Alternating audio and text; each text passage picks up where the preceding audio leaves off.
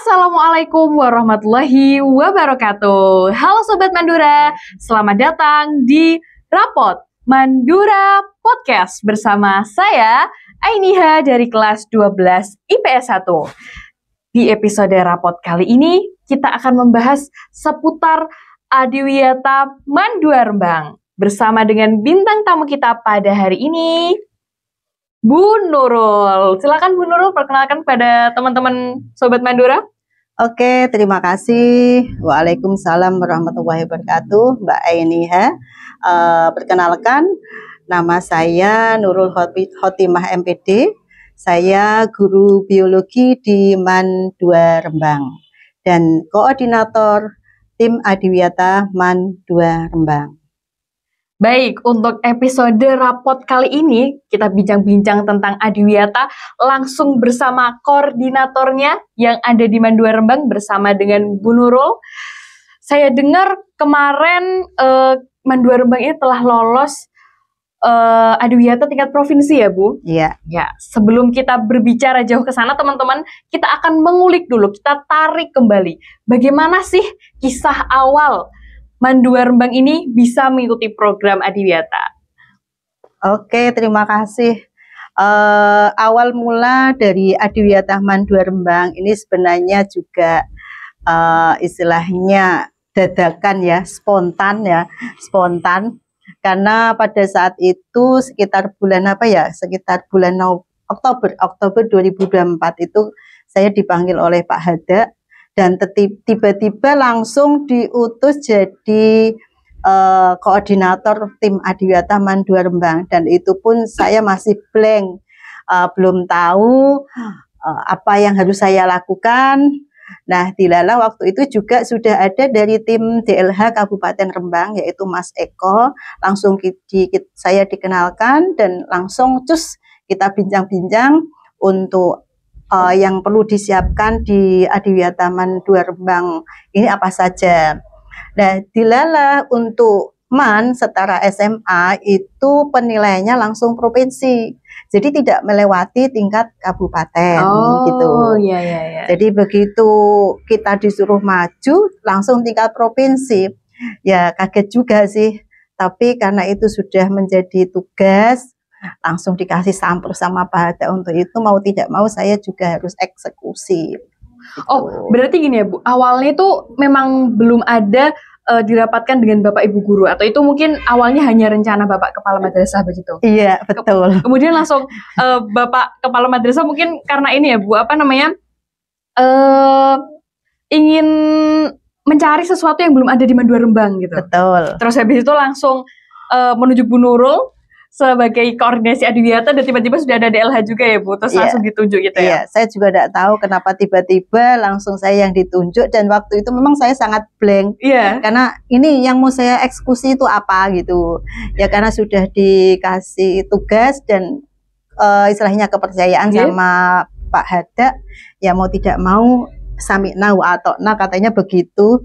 Jadi kita apa yang dikatakan oleh pimpinan dan selama itu baik untuk MAN 2 Rembang ya kita laksanakan gitu. Gitu. Berarti itu awal mulanya teman-teman. Awal mula kenapa kok kadang tuh kita murid itu bertanya Bu, ngapain sih MAN 2 Rembang itu?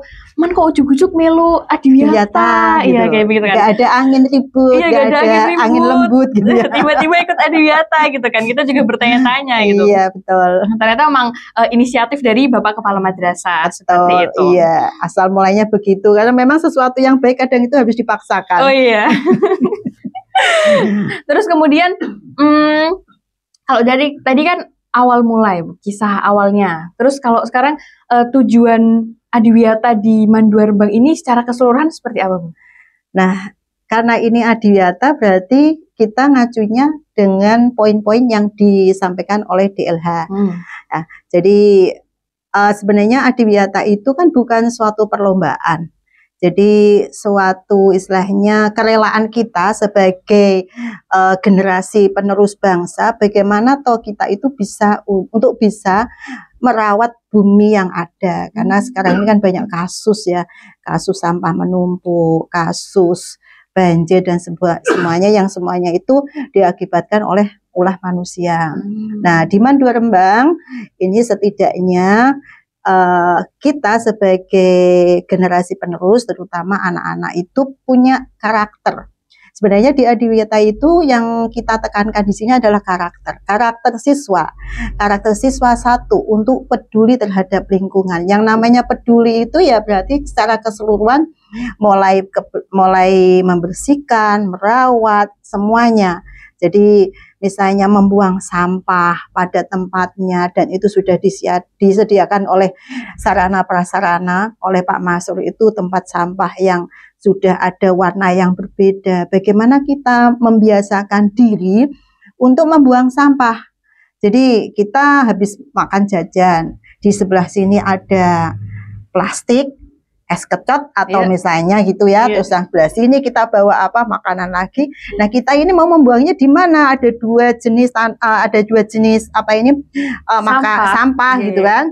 Yang satu itu plastik, yang satunya misalnya ini sisa makanan yang tidak kita habiskan gitu kan. Sebetulnya Bu, organik dan anorganik gitu ya. Itu kalau di sampah organik dan anorganik. Nah, pembiasaan itu yang harus kita tekankan karena memang selama berapa jam kita mulai jam 7 sampai setengah 3 anak-anak itu di sekolah, di madrasah, dan jumlah kita tidak sedikit, ada banyak sekitar 1.500 orang yang ada di Mandua Rembang. Otomatis kalau setiap orang itu membawa sampah 0,5 gram, tinggal mengalihkan. Sampah yang dihasilkan per hari itu berapa? Nah, begitu. Jadi dengan anak membiasakan, ini satu contoh kecil nggih. Membiasakan anak membuang sampah, tidak hanya anak, Bapak Ibu guru juga, karena Bapak Ibu guru sebagai suri tauladannya, sebagai contohnya, dan ini yang perlu saya wanti-wantikan ke semua ya Bapak Ibu guru, ya karyawan, ya anak-anak atau petugas kantin, semuanya yang menghuni di Mandua Rembang itu mulai dari jam 7 sampai setengah 3 itu untuk tetap membedakan sampah, mana sampah organik, mana sampah anorganik. Nah, itu yang di Adiwiyata itu kita tekankan dari pembiasaan, yaitu karakter anak, yaitu peduli terhadap sampah, peduli terhadap lingkungan, terutama kebersihan kelas, sehingga di kebersihan kelas itu nanti ada lomba kebersihan kelas gitu. Iya. Itu salah satunya itu hanya 2 poin dari Adiwiyata. Di Adiwiyata itu ada sekitar 7-8 poin yang harus kita selesaikan gitu. Berarti kayak tugas yang harus dilakukan sekolah gitu ya Bu, untuk bisa menjadi sekolah Adiwiyata itu ada berapa poin tadi Bu? Ada sekitar 8 ya, ada sekitar 8 poin. Berarti pada intinya Adiwiyata itu sebenarnya mengingatkan kita tentang kondisi lingkungan kita saat ini gitu ya Bu. Betul. Kondisi lingkungan saat ini, terus dengan Adiwiyata kita sebagai siswa mungkin ataupun Bapak Ibu guru, seluruh lapisan masyarakat, seluruh anggota sekolah ya Bu, diminta ataupun dibantu untuk menjaga dan juga merawat. Betul. Nah, tidak hanya menjaga dan merawat misalnya sampah, kebersihan, lampu. Lampu juga. Iya, karena itu masuknya ke konservasi energi. Konservasi energi. Ada lagi konservasi air. Konservasi air. Berarti termasuk itu. Ada ini Bu, ada beberapa aspek ya. Ada aspek yang dinilai di Adiwiyata, yaitu tadi ada 8 tadi. Yang 8 tadi itu. Berarti selain sampah, terus ada air, betul. Terus energi atau listrik. Konservasi, ya mulai dari yang pertama misalnya pengelolaan sampah. Pengelolaan sampah. Yang kedua tentang kebersihan lingkungan. Kemudian lingkungan. ada penghijauan. Kenapa anak-anak disuruh membawa tanaman untuk ditanam? Iya. Gitu. Makanya Ibu kemarin tuh juga kayak, aduh ini ngapain disuruh bawa tanaman, berat-berat di rumah bawa tanaman. Ternyata tujuannya ini ya, untuk membiasakan itu penghijauan. Masih bawa tanaman. Kalau nanti musim kemarau itu kalau anak-anak disuruh membawa 1 botol aqua isinya air untuk menyiramkan, itu kira-kira mau apa enggak ya? Aduh, ini iya itu. Mungkin Pak, tetap ada pro dan kontra ya Bu, ada yang mau, ada yang nggak mau. Nah, terus lanjut setelah penghijauan itu nanti ada konservasi energi, konservasi air. Konservasi air itu kita kalau di sini itu pengelolaan limbah air wudhu yang dipakai untuk menyiram tanaman yang ada di taman. Oh, Nah, itu iya. nanti include atau istilahnya di bagian inovasi itu salah satu inovasi kan karena kita jumlah siswanya banyak. Pada saat wudhu itu kan air yang dibuang juga banyak. Nah, oleh karena itu dari inovasinya itu kita bikin tandon bak yang di bawah itu untuk nanti dialirkan ke taman untuk nyiram. Gitu. Oh iya. Terus yang berikutnya kader. Oh, kader. Ya, pengkaderan. Karena setiap kelas kan kemarin udah dibagi toh. Oh iya, mungkin kan? ada berapa kader itu, ada pokja, masing-masing pokja kan ada di setiap kelas, ya kan? Itu pengkaderan. Kemudian kegiatan kita yang peduli dan ramah lingkungan di sekitar. Jadi kita tidak hanya pada fokus di lingkungan madrasah saja, tetapi juga di lingkungan sekitar. Oh, iya. Misalnya di sekitar madrasah yang dekat-dekat kita mungkin kerja bakti, kemudian kita punya desa binaan di Dasun, di Layur, kita menanam pohon. Nah, itu merupakan salah satu kegiatan-kegiatan yang dilakukan oleh Adiwiyata gitu. Oh, ternyata Adiwiyata tuh nggak cuma mencakup sekolah aja ya, Bu? Enggak. Bisa ke masyarakat sekitar juga karena kita harus sosialisasi. Jadi kepedulian kita itu tidak hanya ke dalam, tapi juga harus keluar. Jadi misalnya Mbak Ainiha itu kok pergi jalan-jalan ke alun-alun, di alun-alun Nasem misalnya sebagai kota pusaka. Kemarin itu kan baru ada acara itu ya. Dan itu sampah buahnya. Oh iya, bazar itu ya, Bu? Ya, itu sampah kan banyak. Iya, banyak banget. Nah, itu kalau dari warganya tidak ada kepedulian, habis dagang selesai.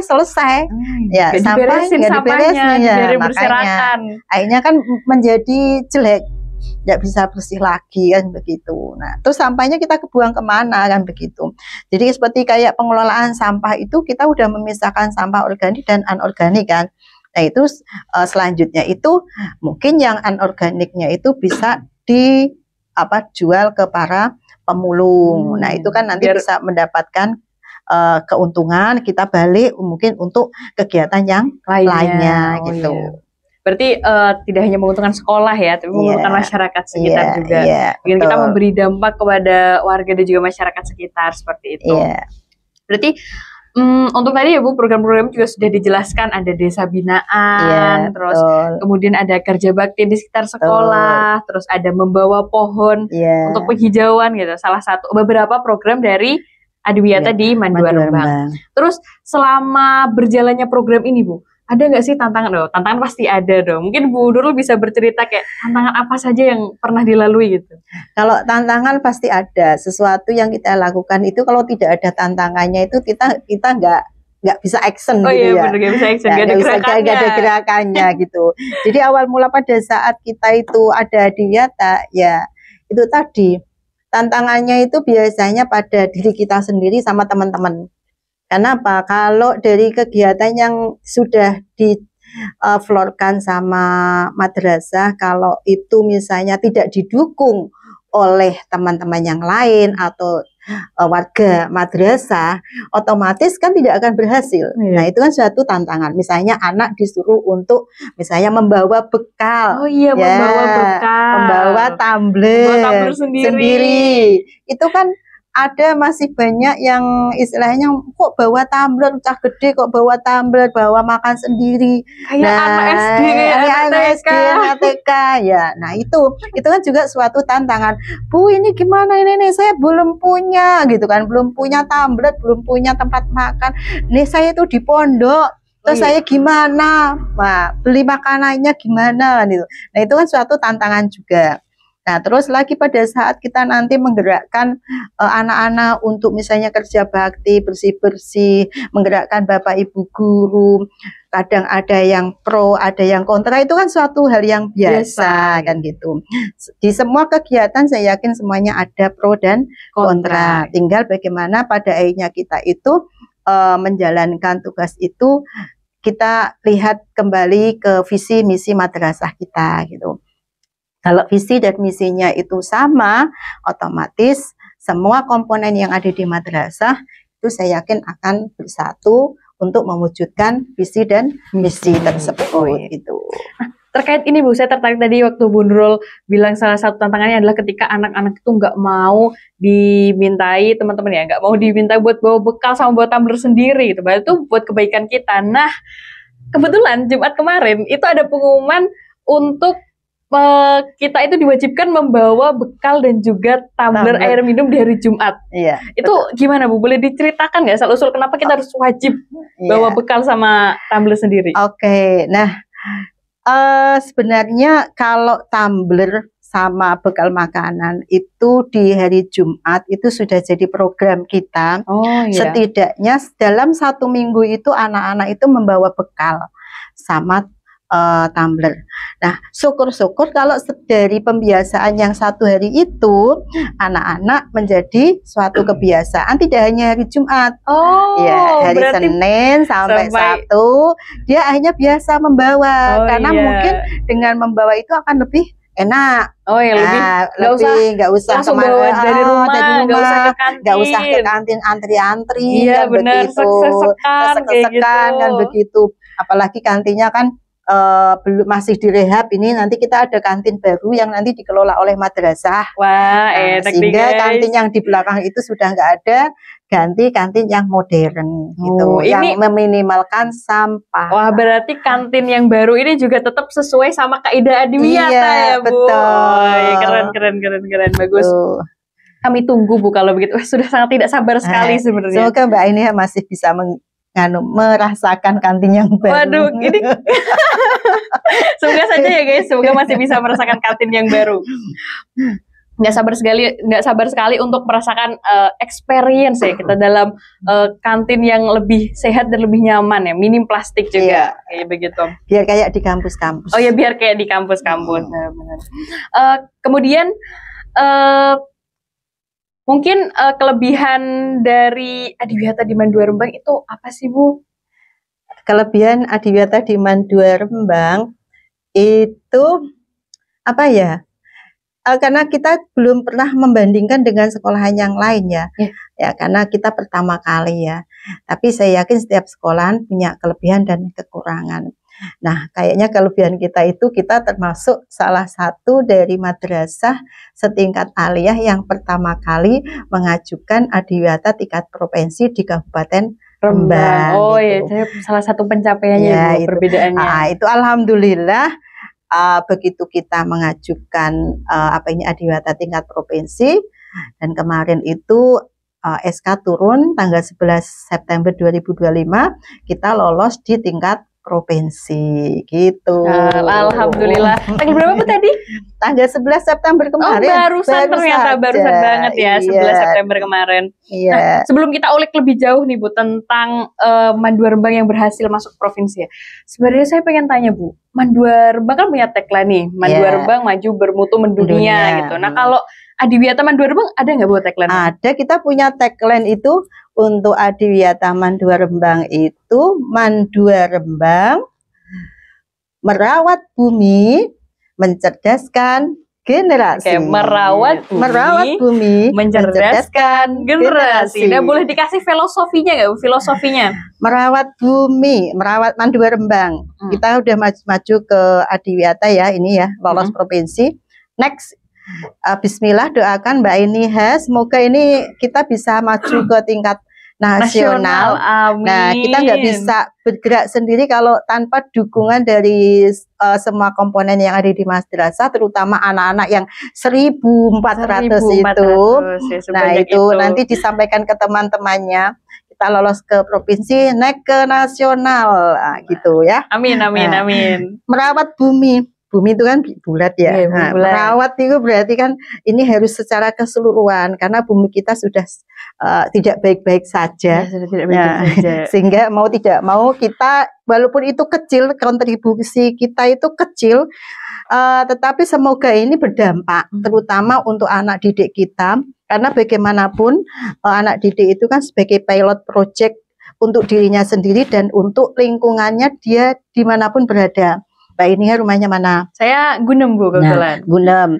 Di Gunem mungkin tetangganya yang belum tahu tentang bagaimana mengelola sampah. Nah, itu kan nanti diajarkan, oh ini loh sampah kan banyak ini di tingkat RT-nya. Daripada dibuang-buang, ayo kita bikin kompos. Nah, seperti itu. Terus habis itu mungkin bisa juga mengajak tetangga-tetangga gitu, cara memilah sampah. Cara memilah sampah. Nah, itu kan nanti dari setiap anak didik itu kalau dia itu sudah membekas atau karena itu karakter dan pembiasaan kan mau tidak mau dia kalau melihat sesuatu yang tidak sesuai dengan yang nuraninya dia kan otomatis dia akan bergerak gitu. Tertenyuh gitu ya, bergerak untuk apa? Untuk melakukan istilahnya membantu lingkungannya gitu. Jadi kita sama-sama merawat bumi, mencerdaskan anak bangsa ya. Karena kita Mandura Rembang berarti dengan lingkungan yang bersih, kita belajar di suasana bersih, nyaman, sejuk, otomatis itu akan membuat kita itu belajarnya semakin enak, ya, semakin nyaman, mudah menerima pelajaran. Coba kalau kita belajar di lingkungan yang tidak nyaman, tidak bersih, yang kotor gitu ya Bu, kita kan jadinya males. Ya, jadi males. Nah, kita mau misalnya di rumah aja kita mau belajar mengawali sesuatu, kita kan bersihkan dulu kamar kita, yang awalnya, mejanya, kita mandi dulu biar fresh kan begitu, biar bisa masuk pembelajarannya. Betul. Gitu ya, nah itu, jadi Mandura Rembang merawat bumi, mencerdaskan generasi. Setelah itu Bu, kita masuk ke topik utama tentang Mandura Rembang yang berhasil masuk ke Adiwiyata, lolos Adiwiyata tingkat provinsi. Mungkin apa saja sih Bu persiapan yang telah dilakukan dan mungkin tantangan apa saja setelah masuk ke Adiwiyata tingkat provinsi ini? Nah, untuk apa ini yang harus kita lakukan menuju ke tingkat provinsi, menuju tingkat provinsi ini kita kemarin baru kumpul dengan para koordinator Pokja untuk mempersiapkan ke tingkat provinsi, dan apa istilahnya ya tidak banyak sebenarnya, hampir sama dengan yang kita pengajuan di tingkat provinsi kemarin. Untuk ke tingkat nasional ya harus mungkin ada sedikit berbeda, mungkin dari inovasinya atau mungkin dari setiap pokjanya itu punya program tambahan.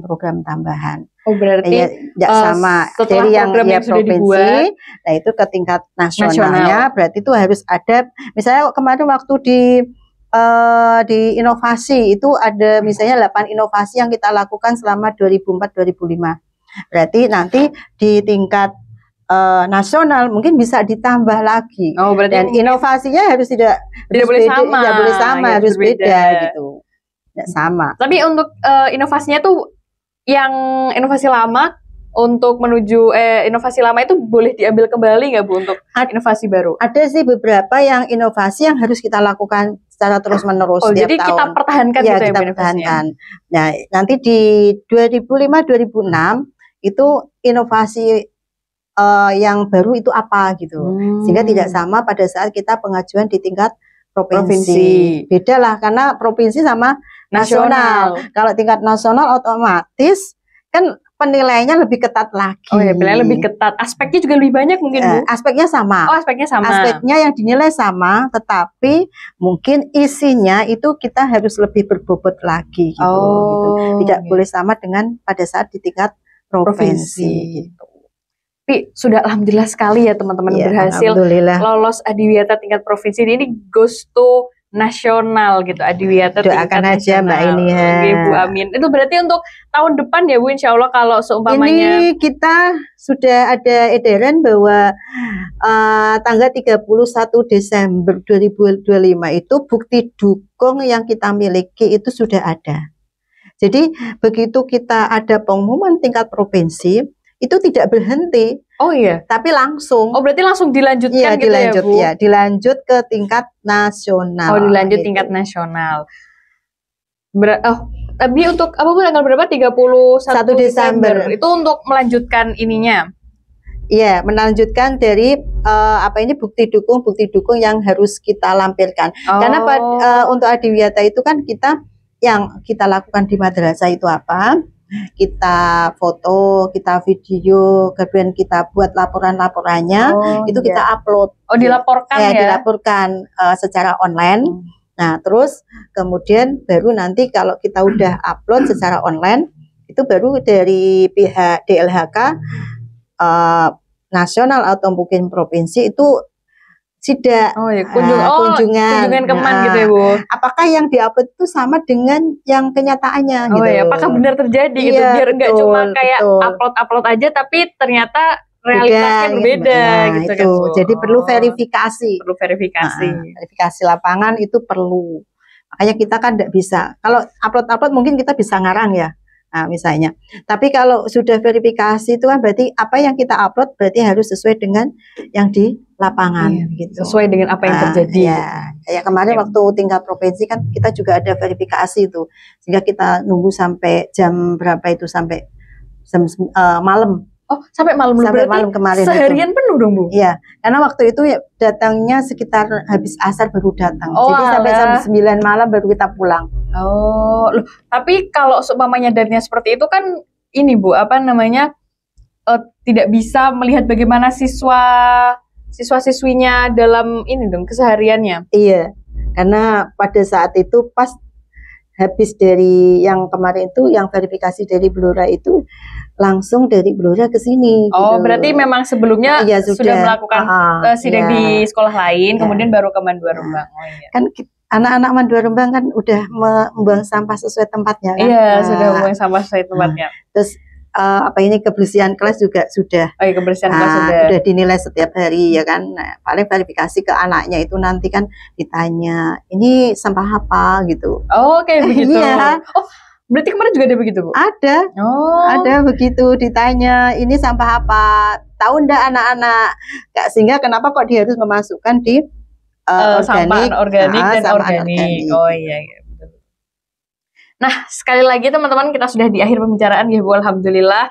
Kita ucapkan selamat kepada Adiwiyata Mandua Rembang yang berhasil lolos ke tingkat provinsi. Tadi kita juga sudah membahas tentang asal mula kenapa Mandua Rembang itu ada.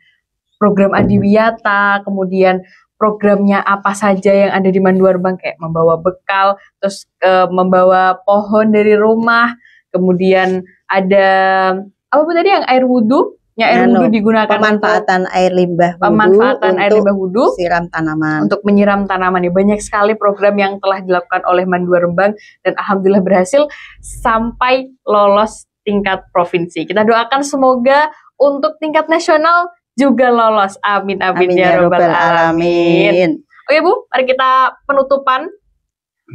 Kita jargon dulu ya, tagline dulu. Kita mulai dari tagline-nya Adiwiyata Mandua Rembang. Oke. Mulai Bu. Ya. Adiwiyata Mandua Rembang merawat bumi, mencerdaskan generasi. Oke, kita lanjut ke Mandua Rembang Bu. Mandua Rembang maju bermutu mendunia.